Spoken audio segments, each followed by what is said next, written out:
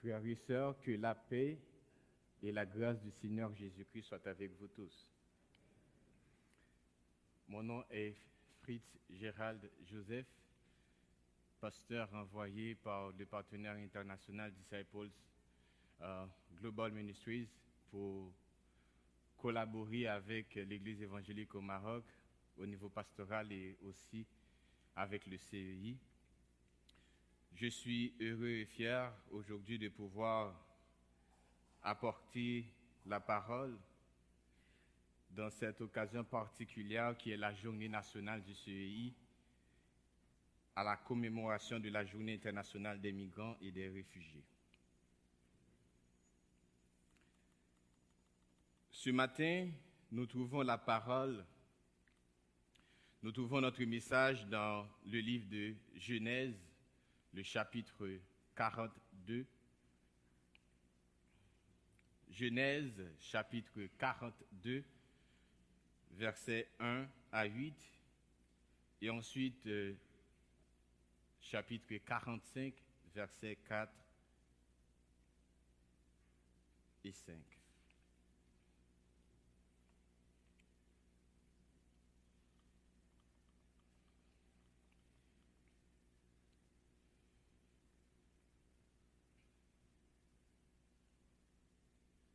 Genèse 42, versets 1 à 8.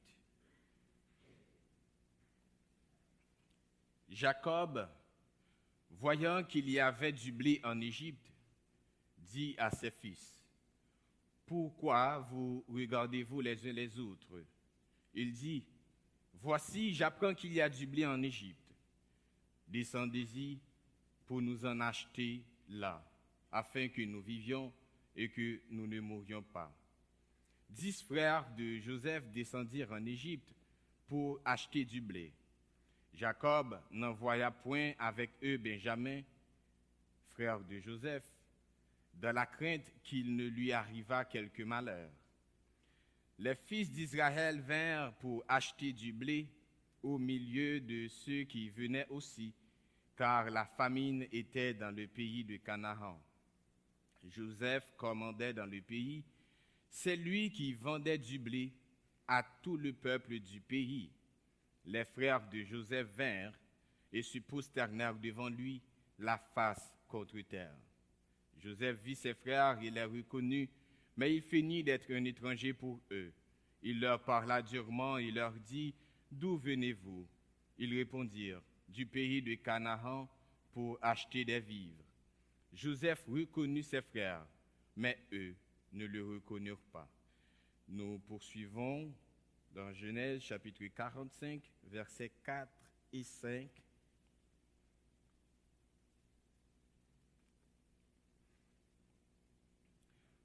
Joseph dit à ses frères, « Approchez-vous de moi. » Ils s'approchèrent. Il dit, « Je suis Joseph, votre frère, que vous avez vendu pour être amené en Égypte. Maintenant, ne vous affligez pas et ne soyez pas fâchés de m'avoir vendu pour être conduit ici, car c'est pour vous sauver la vie que Dieu m'a envoyé devant vous. » Parole du Seigneur. Amen. Encore une fois, je vous salue et je remercie ceux qui ont fait choix de moi comme étant orateur de circonstance. Le titre de mon message ce matin, c'est « Nous sommes tous membres de la même famille ». Nous sommes tous membres de la même famille. La famille a pour définition simple un groupement humain formé du père, de la mère et des enfants. Au sens plus large, nous voyons une famille est un ensemble d'individus réunis par des liens de parenté. en tant qu'être humain, nous faisons tous partie de l'espèce humaine ou de la famille humaine. Et en tant que chrétiens, nous sommes dans la famille de Jésus-Christ. Malgré les nombreux traits distinctifs qui peuvent être attribués à ses membres, une famille est reconnue et unie par les caractéristiques communes à ses membres. L'ensemble de l'espèce humaine regroupe tous les êtres humains, quelle que soit la couleur de sa peau, son origine ethnique ou géographique. Nous appartenons tous à cette race, à l'espèce humaine. Que vous soyez de ceux qui supportent la théorie de l'évolution ou que vous partagez comme nous, les chrétiens, la vision biblique créationniste, c'est-à-dire que l'homme a été créé par Dieu, une chose est certaine, nous avons en commun la nature humaine. Cette nature qui est universelle,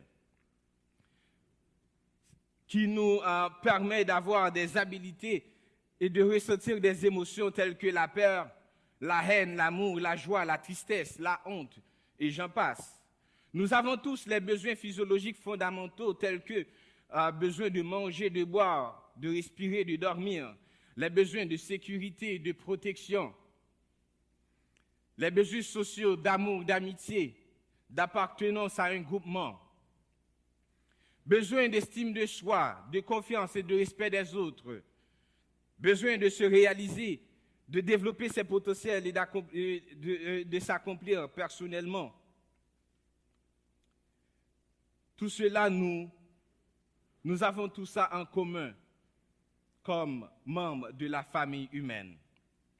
Très souvent, à cause des structures sociales ou des conditions diverses d'ordre politique, économique ou climatique, des gens n'arrivent pas toujours à satisfaire leurs besoins fondamentaux, c'est-à-dire manger, boire, dormir, se protéger du froid ou de la chaleur, qui sont des éléments indispensables à leur survie. Pardonnez-moi. Dans le texte que nous avons lu, Genèse 42, versets 1 à 8, nous voyons une famille en face d'une situation difficile. La famine régna en Canaan. Et à cause de cette famine, la famille de Joseph, les enfants d'Israël, ont été forcés de migrer vers l'Égypte à la recherche de nourriture pour vivre et ne pas mourir, comme nous dit le texte. Comme cette famille biblique, aujourd'hui encore, des millions d'hommes, de femmes, d'enfants se retrouvent dans l'obligation de quitter leur région ou pays d'origine pour migrer vers une destination où les conditions de vie seront plus favorables. La migration n'est pas une cause nouvelle. Elle a toujours existé et continuera d'être, parce que les raisons qui poussent les gens à se déplacer sont nombreuses. Certains quittent leur pays d'origine pour étudier à l'étranger, pour rejoindre des membres de la famille, pour chercher un emploi ou des moyens de subsistance, ou assurer un meilleur avenir à leurs enfants. D'autres quittent pour fuir la criminalité, la violence, les conflits, la persécution, l'insécurité, la discrimination, les catastrophes naturelles et la dégradation de l'environnement ou encore la pauvreté. Selon les Nations Unies, la plupart des migrations internationales sont motivées par des raisons économiques, par les conflits, les violences, les persécutions politiques, la répression et les autres violations graves des droits de l'homme. Ce sont là les principales causes des mouvements des réfugiés et des déplacés. Que ce soit par un acte volontaire ou forcé, quitter son foyer est toujours une décision extrême. Laisser le connu aller vers l'inconnu, laisser son territoire d'origine en mettant le cap vers une destination prometteuse requiert du courage et de la détermination. Comme nous, ici, sur la terre du Maroc, nous avons un jour quitté notre lieu d'origine, nous avons quitté notre pays, nous avons quitté notre famille, nous avons quitté notre patrie pour être ici. Peu importe la condition, ou quelle que soit la condition qui nous a forcés d'être ici, nous sommes aussi des migrants. Le trajet vers le pays d'accueil est souvent périlleux et parfois mortel pour certains. Dans le récit biblique, Genèse 42, 4e verset, nous voyons que Jacob s'inquiéta du sort de Benjamin en disant, il n'envoya point Benjamin avec ses frères dans la crainte qu'il ne lui arrivât quelque malheur. Selon les nombreux témoignages des migrants, des milliers de personnes perdent la vie durant les longs voyages migratoires. Des femmes se font violer, des hommes se sont soumis à des traitements atroces par des individus mal intentionnés. J'ai eu le privilège de faire de l'écoute des migrants lors de la permanence du CEI et les histoires de toutes sortes que nous écoutons sont parfois difficiles à entendre et horribles même à raconter. Dans notre texte, malgré tous les dangers que représente ce type de voyage, les frères de Joseph ont pris quand même l'initiative de parcourir le chemin de Canaan vers l'Égypte. Comme aujourd'hui des millions de femmes, selon le recensement des Nations Unies, la migration internationale compte 240 millions de personnes. Plus de 240 millions de personnes quittent leur territoire à la recherche du bonheur et du bien-être. Les frères de Joseph ont eu la grâce et le privilège d'être reçus par lui, car il était en position de le faire. La Bible nous raconte que Joseph était un gouverneur en Égypte. Il était en position et il avait les moyens de gérer cette crise alimentaire qui tracassait l'humanité à cette époque. Aujourd'hui, quelles leçons pouvons-nous tirer de cette histoire? En lisant la parole, nous voyons que les frères de Joseph arrivés en Égypte ne savaient pas qui allait les recevoir. Se sont jetés aux pieds de Joseph. Ils l'ont fait par révérence pour sa stature, mais aussi ils l'ont fait pour témoigner leur détresse et leurs besoins. De manière symbolique, ce que nous pouvons tirer de cette histoire, Canaan, d'où proviennent les frères de Joseph, représente toutes les régions de la terre où les conditions de la vie humaine sont difficiles. La famine qui sévissait dans cette région représente toutes les circonstances indésirables, toutes les actions et les systèmes qui visent à priver l'être humain de sa dignité. Les frères de Joseph représentent ces gens, ces millions d'hommes et de femmes qui sont affectés par ces conditions de vie difficiles et qui ont dû quitter leur pays d'origine vers un territoire meilleur. L'Égypte représente ce lieu d'espoir, ce territoire qui promet un avenir meilleur, qui fournit des ressources nécessaires à la survie ou à l'amélioration de la qualité de vie. Le blé que gérait Joseph représente les ressources et les éléments nécessaires à notre survie. Et Joseph lui-même représente tout individu ou système en place disposant des ressources et des moyens d'accueillir l'étranger, de le relever et de pouvoir à ses besoins, quelle que soit son origine ethnique ou géographique. Dans le contexte de l'EAM, notre contexte à nous, le CEI est ce système qui accueille nos frères et sœurs, les migrants en difficulté de ce pays. L'Église évangélique même au Maroc est cette grande famille, comme le témoigne notre confession de foi, cette grande famille qui accueille tout un chacun. Si on pouvait faire une présentation à micro ouvert aujourd'hui, nous verrons qu'il y a multiples nationalités, multiples ethniques, multiples origines parmi nous ce matin.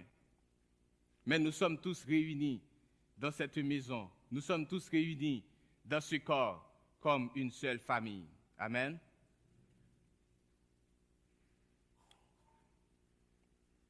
En tant qu'Église et disciples de Jésus-Christ, notre Seigneur nous recommande d'accueillir l'étranger, de nourrir l'affamé, d'abreuver celui qui a soif, de vertir celui qui est démuni, de visiter les malades et les prisonniers, d'aller vers ceux qui sont marginalisés. Nous avons entendu les différentes portions de l'Écriture. J'en ajoute une que nous trouvons dans Matthieu 25. Je lis à partir du verset 34, où est-ce que l'auteur nous partage ceci. Il nous dit, le roi, c'est-à-dire Jésus, dira à ceux qui seront à sa droite, venez, vous qui êtes bénis de mon Père, prenez possession du royaume qui vous a été préparé dès la fondation du monde, car j'ai eu faim et vous m'avez donné à manger. J'ai eu soif et vous m'avez donné à boire. J'étais étranger et vous m'avez recueilli. J'étais nu et vous m'avez vêtu. J'étais malade et vous m'avez visité. J'étais en prison et vous êtes venus vers moi. Les justes lui répondront, Seigneur, quand avons-nous vu avoir faim et t'avons-nous donné à manger, ou avoir soif et t'avons-nous donné à boire? Quand avons-nous vu étranger et t'avons-nous recueilli, ou nu et t'avons-nous vêtu? Et le roi leur répondra, je vous le dis en vérité, toutes les fois que vous avez fait ces choses à l'un de ces plus petits de mes frères, c'est à moi que vous les avez faites. Frères et sœurs, ce matin, Dieu nous rappelle encore d'aimer le prochain. D'aimer Dieu et d'aimer le prochain. Jean va nous dire, si quelqu'un dit « j'aime Dieu » et qu'il haïsse son frère, c'est un menteur. Car celui qui n'aime pas son frère qu'il voit, comment peut-il aimer Dieu qu'il ne voit pas? Selon 1 Jean 4, verset 20,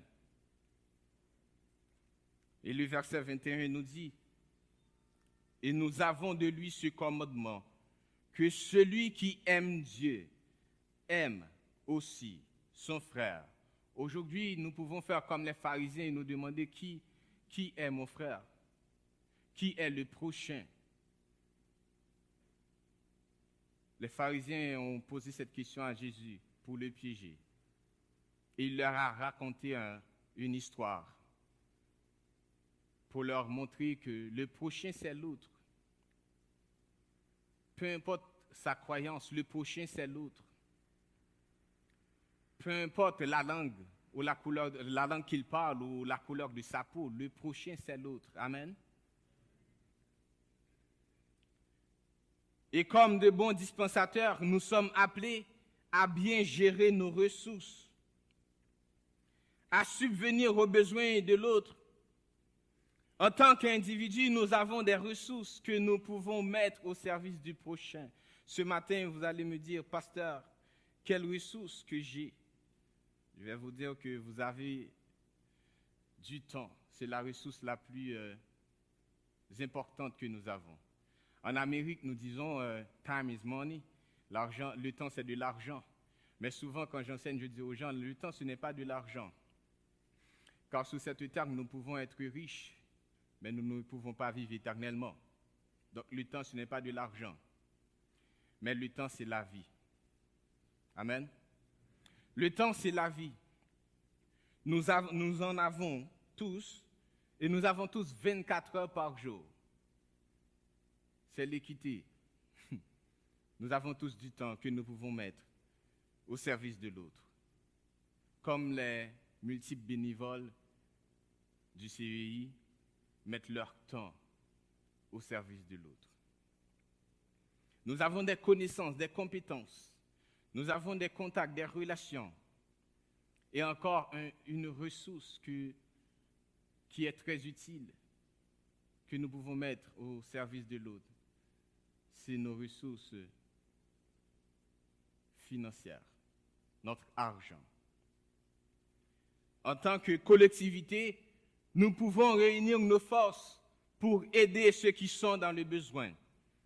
La structure est déjà en place au sein de l'EAM. Nous avons déjà fait beaucoup par l'entremise du CEI. Nous sommes appelés à en faire davantage. Peu importe ce qui nous différencie, nous sommes membres de la famille humaine.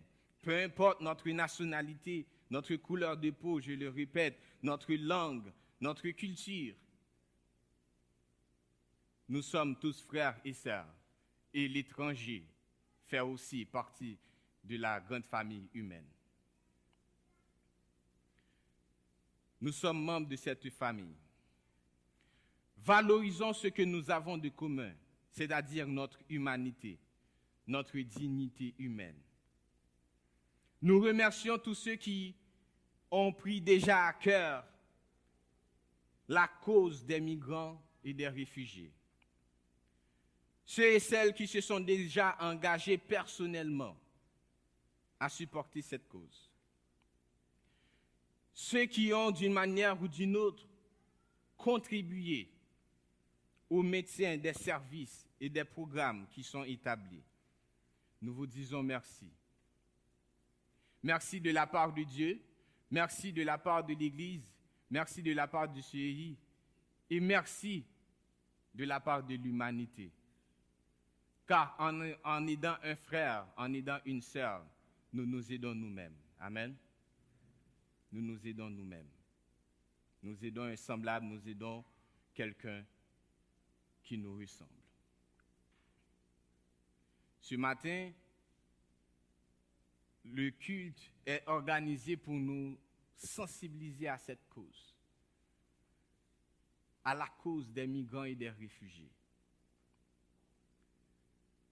De nombreuses lectures ont été faites, de nombreux cantiques ont été chantés. Vous venez d'entendre cette parole qui a pour but de vous encore solliciter à cette cause qui nous touche. 248 millions de personnes sont loin de leur famille d'origine, de leur terre.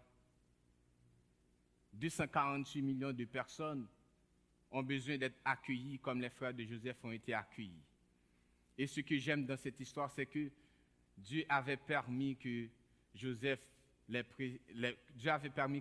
précède pour qu'il puisse les relever. Aujourd'hui, nous avons précédé quelqu'un. Tout comme Jésus nous précède dans nos circonstances, nous avons précédé nos frères et sœurs. Et nous sommes appelés à les relever, à les aider d'une manière ou d'une autre. Est-ce qu'il y en a qui vont répondre à cet appel ce matin? Beaucoup l'ont déjà fait. Mais à ceux qui sont encore réticents, je vous le dis, oui, nous avons besoin de vous. Oui, nous avons besoin de votre contribution. Oui, nous avons besoin de votre part. Car si la feuille disait « Ah, je ne suis pas important pour l'écosystème », il n'y aurait pas de branches garnies de feuilles. Si la goutte d'eau disait « Je suis impuissant », on n'aurait pas de cours d'eau, de source ou de rivière. Donc, aussi petits que nous soyons, nous pouvons faire une différence. aussi petits que nous puissions être, ensemble, nous pouvons toucher des cœurs, ensemble, nous pouvons faire une grande différence et nous le croyons. Ne célébrons pas ce qui nous divise ce matin, mais célébrons ce qui nous réunit ce matin.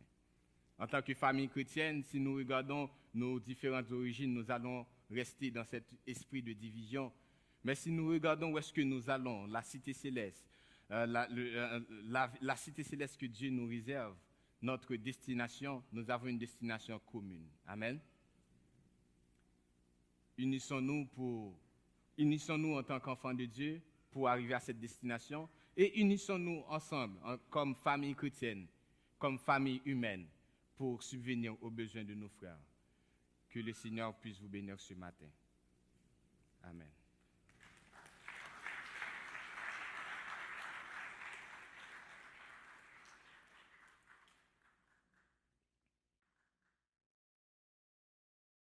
Calvin, let's go.